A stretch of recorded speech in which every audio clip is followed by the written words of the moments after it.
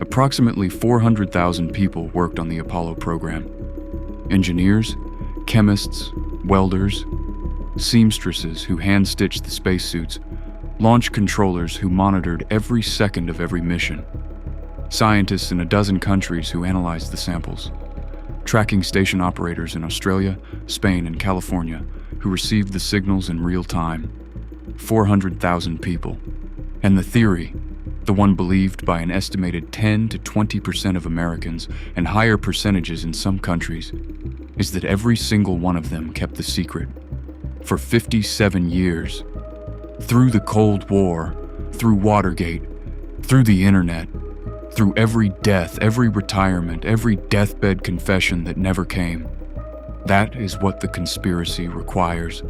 And yet the belief persists, not on the fringes, in living rooms, in comment sections, in the minds of otherwise rational people who look at the moon and think, we didn't go.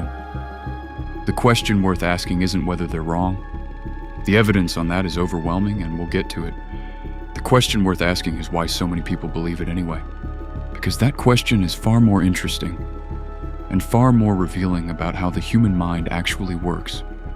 The Apollo conspiracy theory has a specific origin point. In 1976, a writer named Bill Kaysing self-published a pamphlet called We Never Went to the Moon, America's $30 billion Swindle. Kaysing had worked as a technical writer for Rocketdyne, the company that built Apollo's engines from 1956 to 1963 before the moon missions. He had no engineering credentials, but he had access to the language of rocketry, enough to sound authoritative, and a thesis that landed in fertile ground. The timing mattered. 1976 was 2 years after Watergate had confirmed, in the most public possible way, that the American government was capable of systematic deception at the highest level. The trust that had sustained institutions for a generation had cracked. And into that crack, Kaysing's pamphlet found its audience. This is the pattern conspiracy theories follow almost without exception. They don't emerge from nowhere. They emerge from genuine erosion of institutional trust, attach themselves to real anxieties, and fill the explanatory void left when official narratives stop feeling sufficient. The moon landing conspiracy didn't create distrust of government. It fed on distrust that already existed. That's an important distinction. Before we go further, the evidence needs to be on the table, not as a lecture, as a matter of record. 382 kilograms of lunar rock were brought back across 6 missions. These samples have been studied for over 50 years by scientists in dozens of countries, including Soviet scientists who had every political reason to expose a fraud. The samples have a crystalline structure, isotopic composition, and complete absence of water that cannot be replicated by any Earth geology or known meteorite. The Soviets examined them and said nothing. The Soviet Union tracked every Apollo mission in real time with their own independent equipment. They were ahead of the United States in the space race. They were listening. They never disputed a single landing. This is the single most important fact in this entire conversation. An adversary with the technical capability, the political motivation, and the global credibility to expose a hoax said nothing. Ever.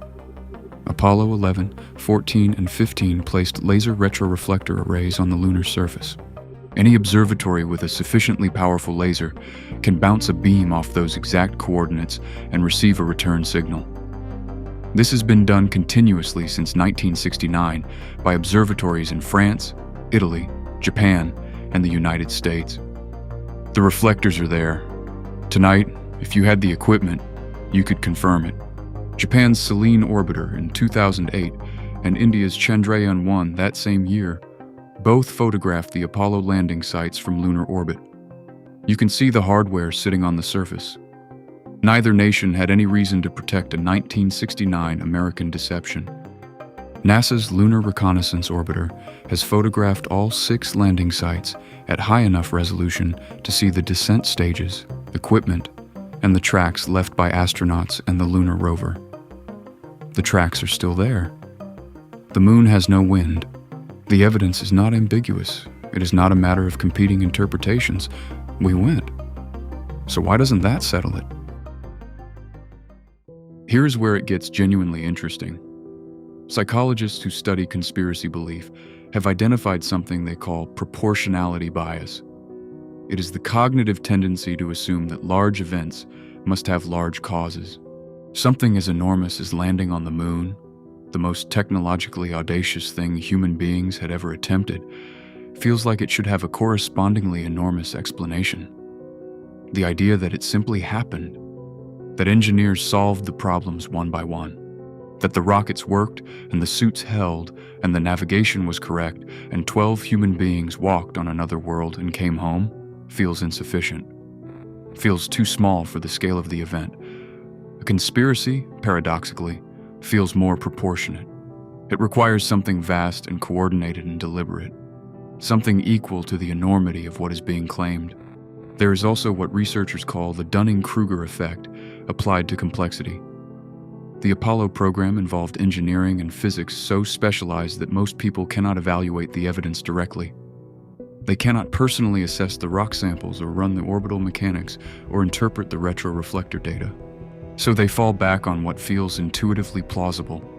And a government hoax feels, to many people, more intuitively plausible than a 400,000-person engineering achievement delivered on deadline. The distrust is doing the work that evidence normally does.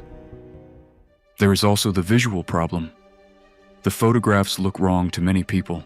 The shadows fall at odd angles. There are no stars in the sky. The flag appears to wave in a vacuum. Each of these has a precise technical explanation. Shadows behave differently on an airless surface with a single, strong light source.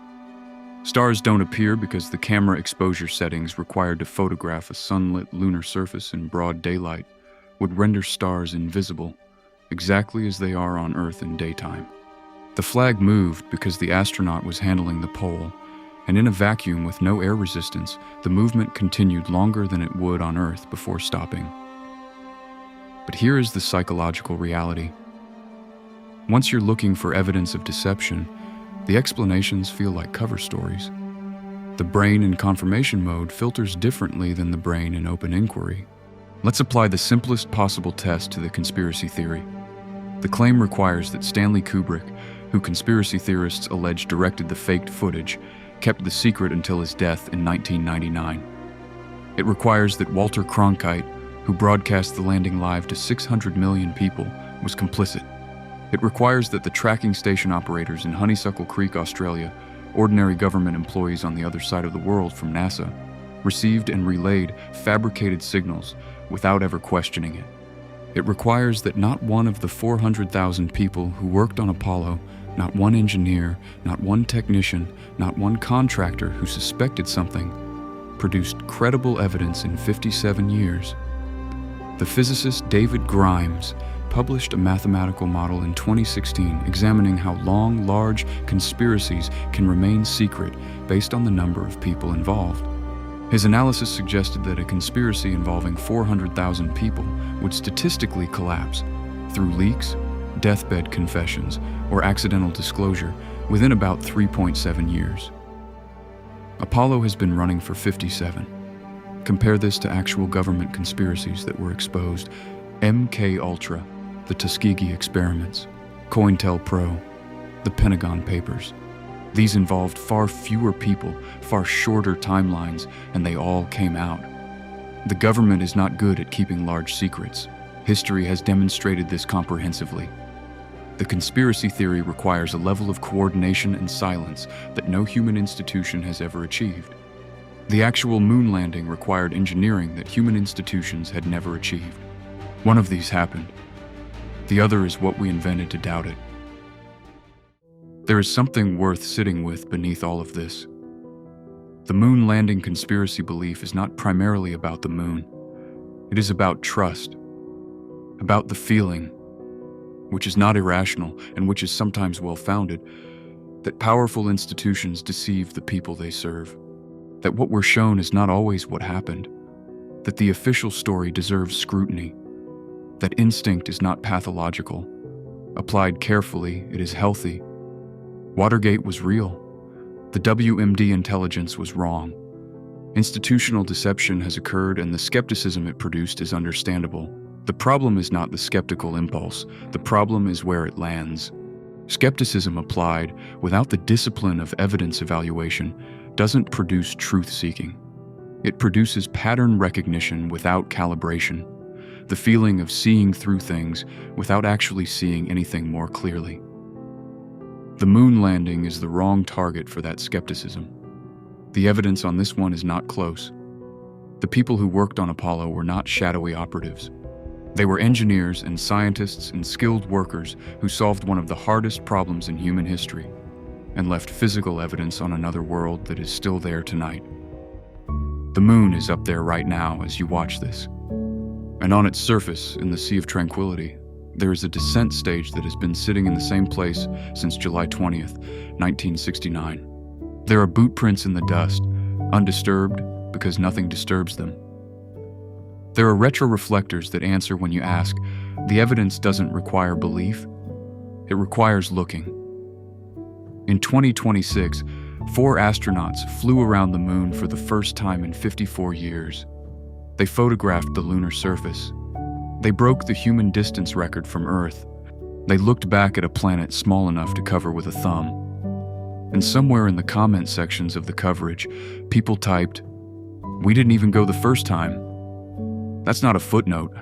It's a data point about how trust erodes, about how the brain processes doubt, about what happens when the gap between what institutions claim and what people believe becomes wide enough to drive entire alternative histories through. We went to the moon. The evidence is overwhelming, independently verified, and confirmed by adversaries who wanted us to have failed. But the more important question, the one this channel exists to ask, is what it reveals about human beings that so many of us look at the most documented achievement in history and choose not to believe it. We are not primarily rational creatures who occasionally feel things. We are feeling creatures who occasionally reason. And sometimes, when trust has been broken enough times, reason becomes the thing we use to protect the feeling, not the other way around. The moon was there before we went. It will be there long after we stop arguing about it. And the truth of what happened on its surface is written in dust that nothing will ever move.